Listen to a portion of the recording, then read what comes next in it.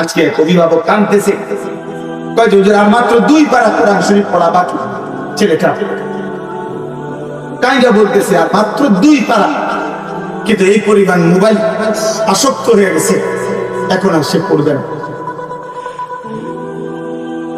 আহা, মায়ের চোখে কি পরিমাণ পান, বাবার চোখে কি পরিমাণ পান।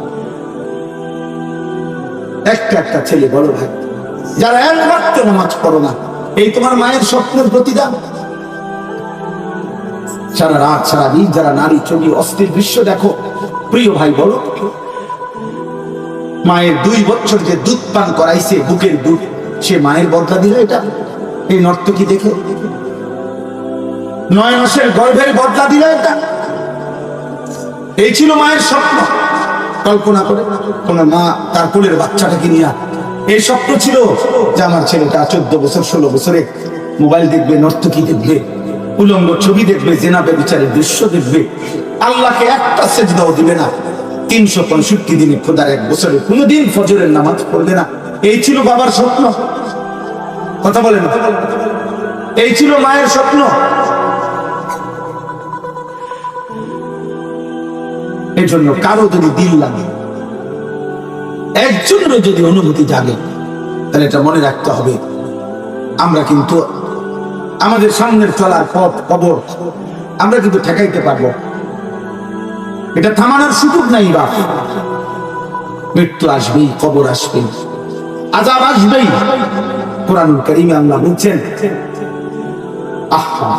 আল্লাহ তাআলা বলছেন, প্রত্যেক জাহান্নামী যখন জাহান্নামে তাকে ফেলা হবে, তো সে 3টা জিনিস দেখবে। 1 নাম্বার হলো জাহান্নামের বিকট চিৎকার, গর্জন শুনতে পাবে, এমন ভয়ানক গর্জন যা এই সৃষ্টিতে কোনোদিন শুনে নাই। 2, ওয়াহিয়া তাফুর, জাহান্নামী দেখবে আগুনের ভিতরে এই ধাউ ধাউ লেলিহান আগুন তাকে উৎরাইয়া জাহান্নামের মধ্যে ঢেউ খেলাইতেছে।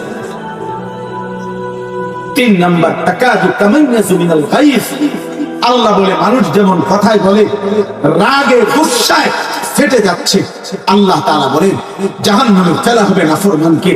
জাহান্নামের আগুনের একটা ধাক্কায় জাহান্নামের শরীরের প্রত্যেকটা রেজা রেজা টুকরা টুকরা আলাদা হয়ে পুরো আগুনে ছিন্ন ভিন্ন হবে।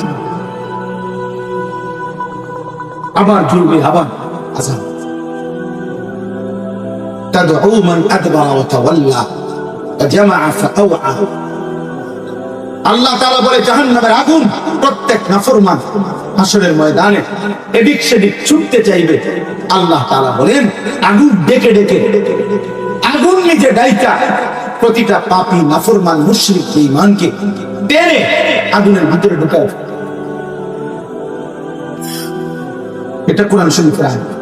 তাদউ মানে আগুনই ডাক, আগুন নিজে বলবে হে মদখুর, এদিকে ওদিকে যাচ্ছে, এই না সাকর জুয়ারি, এদিকে ভিতরে ঢোক, চরিত্রহীন বেহায়া বেপর্দা নারী, এদিকে ভিতরে, ওদিকে যাও কেন, ভাঙো কেন, মুশরিক বেঈমান ভাঙো কেন, ওদিকে ভিতরে ঢোক।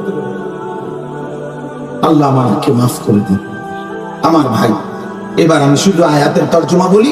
আমার